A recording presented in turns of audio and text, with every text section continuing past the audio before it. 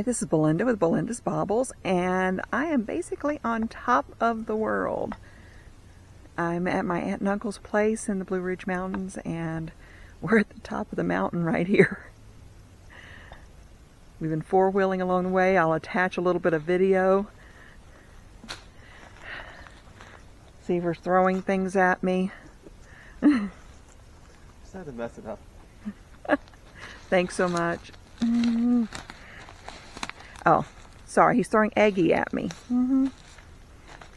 There he is back there. Thank you so much.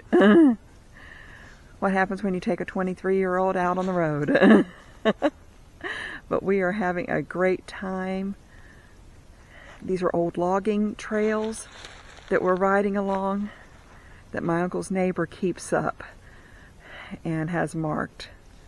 I know I'm looking all around, but I'm trying not to step in anything.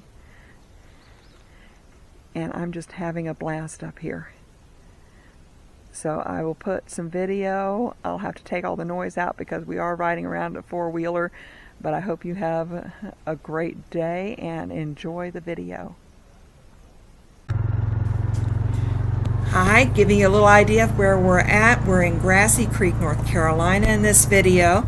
Stayed with our aunt and uncle, and my uncle gave us a tour around the property and his next door neighbors, some of his property as well, on the four-wheeler.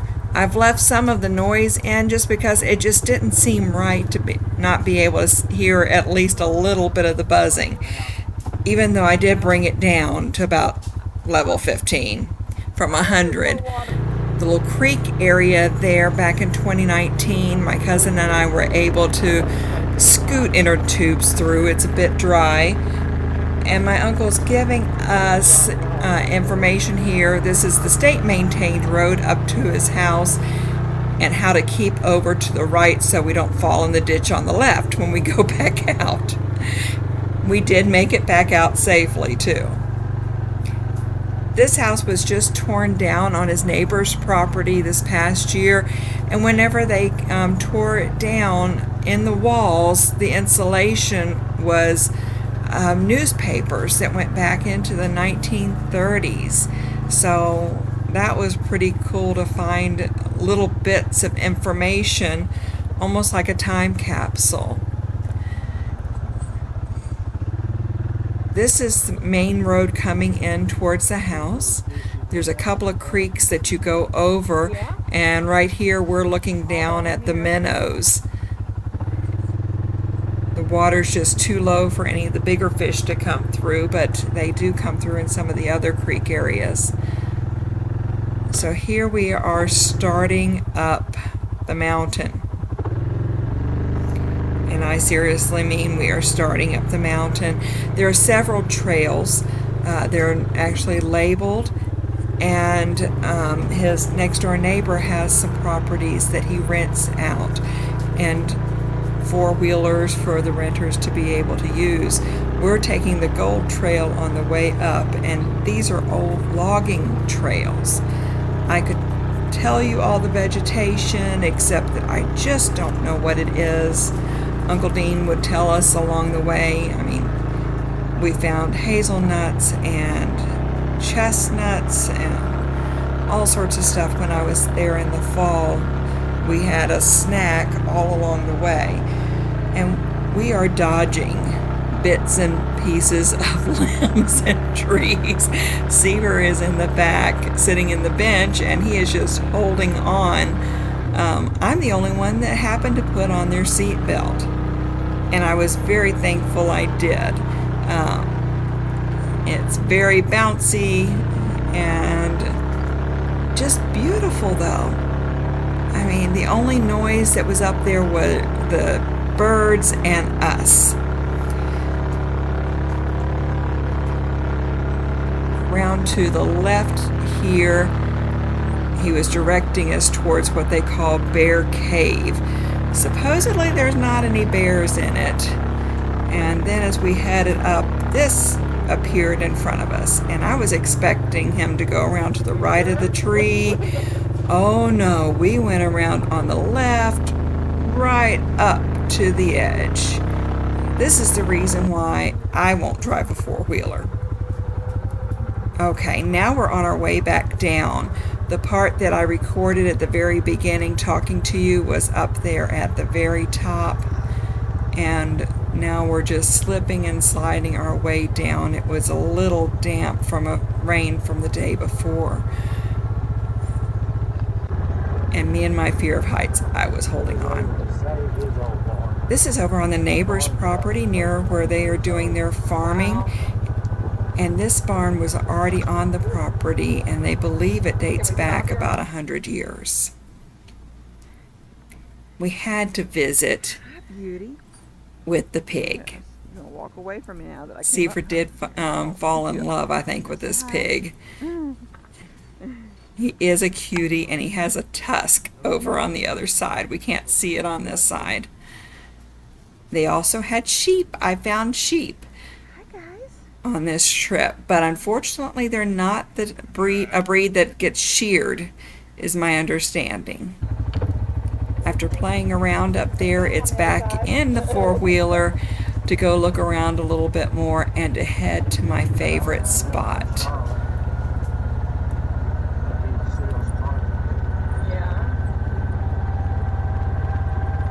This road is steeper than it looks, believe you me. I know that from trying to go up it. But just around this corner, one of the neighbors has set up a beautiful sitting area with some steps, and of course I'm doing the mom thing. I'm taking pictures. So just enjoy the sound of the water so I don't mess it up too much. And enjoy Seaver's antics. He did figure out I was recording after the fact.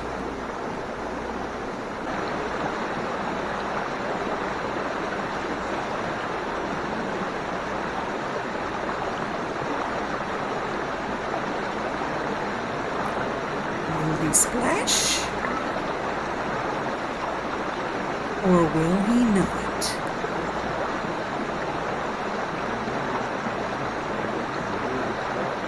And here he comes walking away, Mr. Cool, and realizing I had the camera on him. Later in the day, we headed up to the top of Mount Jefferson, looking down on the town. Now you have to realize I am afraid of heights. I am very much afraid of heights. But I will come up here for this view.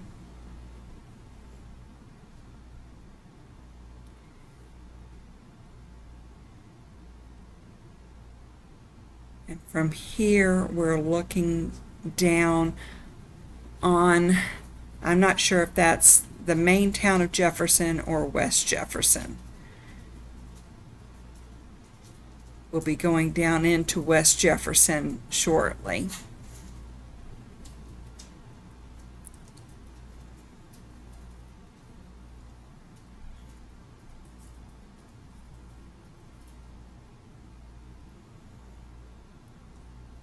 And sorry, I don't remember all the names of the mountains across the way, but this is the Blue Ridge Mountains in North Carolina. And you can see that gorgeous blue tint to them.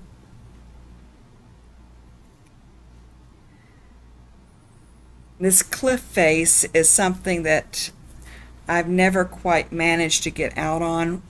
The little outcrop right there next to Seaver is as far as I've ever been in the past.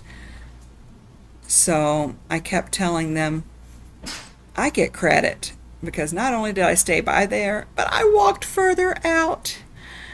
I'm holding on to Seaver for dear life here for our picture, and I will insert some of the pictures here. But we had such a wonderful visit. This was Seaver's first time getting to look around in the Blue Ridge Mountains.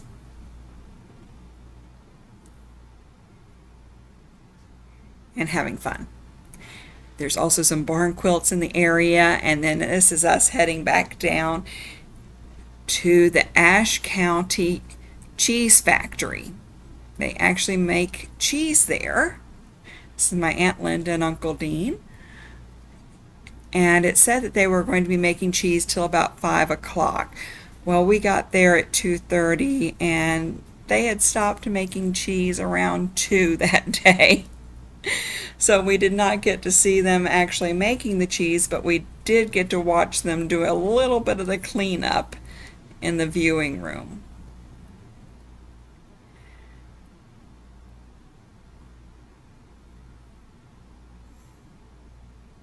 I've never seen quite this large of a setup, and they make so many different types of cheese, and their outlet is across the street.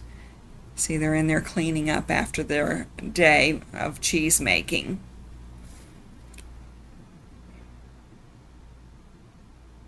But we went back across the street after visiting with the 3 cows. When I was in my 20s and teens, I collected cows, so they always draw me towards them. And seeing cow sculptures that are this large really got my attention. But over here, everyone's sitting around having ice cream, and it was only about 72, 73 degrees. It was so nice, with a light wind and a little bit of sprinkling from time to time. So I was really enjoying the weather. But there's all these different types of cheese. Did try that, sharp cheddar, and the mouse was just so adorable.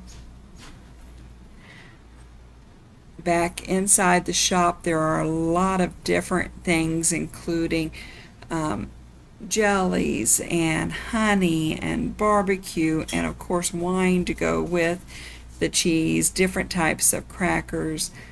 But